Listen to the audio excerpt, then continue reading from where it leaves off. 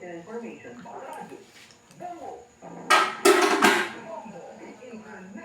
lang, kaon lang. Be, kaginang kanon, namo man ang kadamo, amo man Japon kadamo ba? Sipot kilang isda.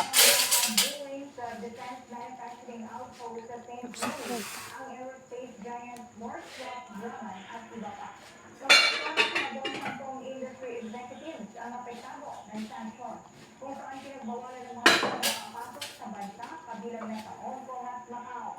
Pinagbawalan na rin ang Chinese entities na makipagnegosyo sa mga naturang kumpanya ng Amerika at kanilang assets sa China ay i-dismiss na rin. Ayon sa Foreign Ministry ng China, paglabag sa One China Policy, ang arms sales ng seryoso daw na nakakasira sa soberanya teritoryo ng kanilang bansa. Kumalang ang US ng pinakamalaking supplier ng mga armas ng Taiwan. Ang makailan, pinipirma naman ng Taiwan na ilang ng Amerika ang 11 billion pesos na defense sales na isa sa pinakamalaking weapons na ibibigay ng US sa Taiwan.